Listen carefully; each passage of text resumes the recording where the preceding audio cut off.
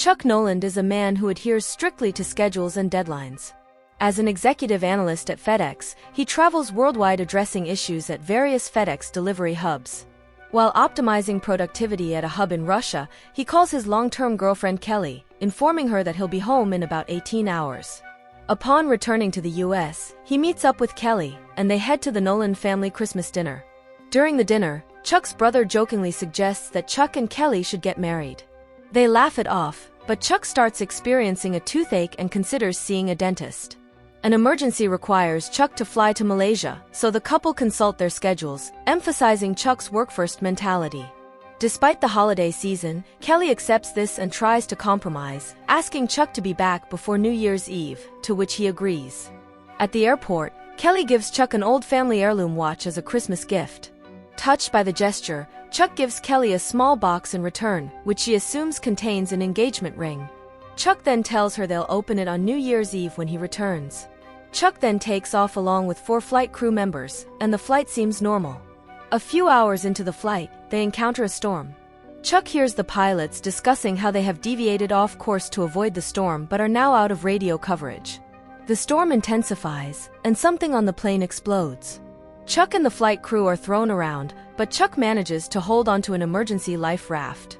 As the ocean gets closer, an impact shakes the aircraft, and water floods the plane. Hours later, he wakes up on the beach of an uncharted island in his life raft, surrounded by debris from the plane, including several FedEx packages. Chuck surveys the island, finding a cave and climbing to its highest peak. He sees a crew member's body floating nearby and rushes to it. He realizes he has been pronouncing the man's name wrong all this time. He buries the man and says a short prayer. In the early morning, Chuck spots a ship and desperately tries to signal it, but the ship is too far away.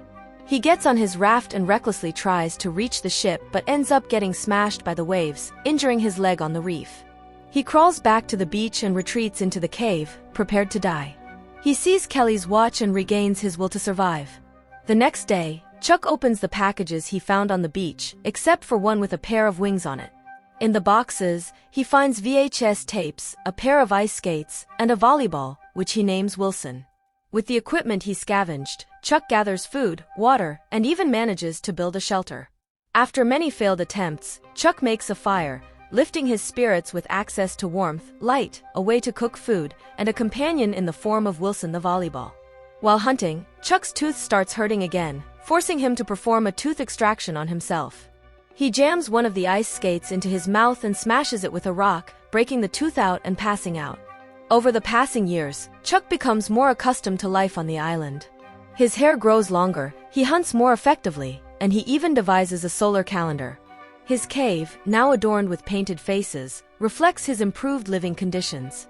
Chuck's solitary existence with Wilson changes dramatically when a large piece of plastic washes ashore, inspiring Chuck to fashion it into a sail. He begins chopping coconut trees and gathering wood to construct a raft. Amidst making ample rope and planning his departure to harness favorable winds and tides, Chuck realizes he needs more rope.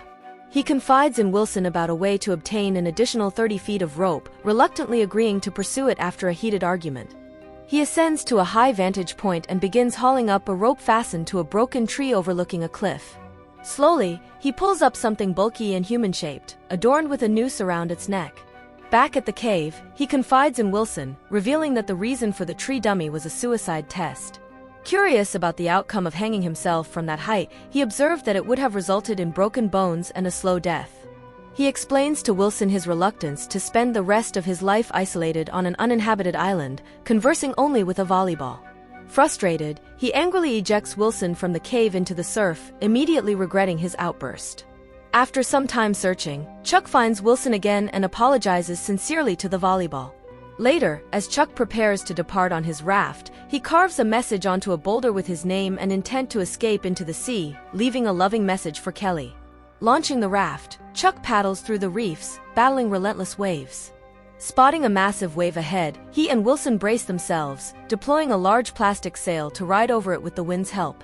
Chuck gazes back at the island he called home for years, then turns to face the vast expanse of the open ocean.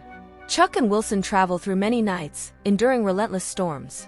After passing out from exhaustion with no provisions, Chuck awakens feeling disoriented, realizing Wilson has drifted away.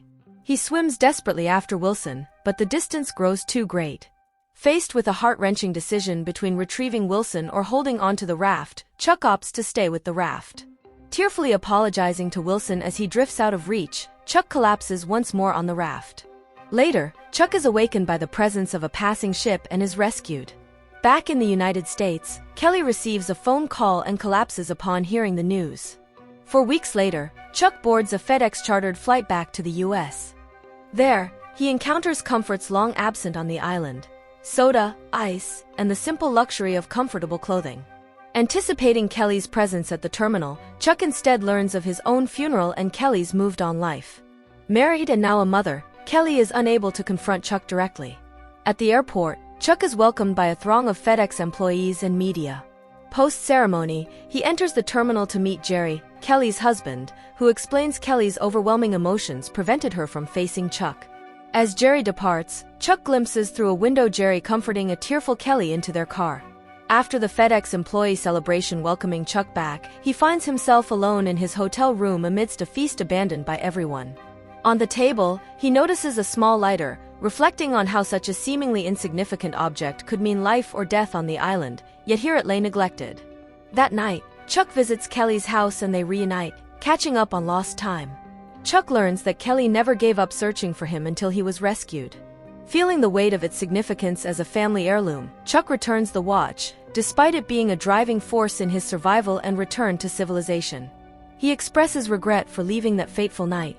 Kelly reminds Chuck of his promise to come back, bringing tears to both their eyes. Kelly takes Chuck to the garage where he is surprised to see that she has kept the car they once shared as a couple. They embrace warmly, and Chuck gets ready to drive away. Just as he's about to leave, Kelly rushes out, and they share a kiss, confessing their continued love for each other. They hold each other tenderly but come to realize that too much has changed.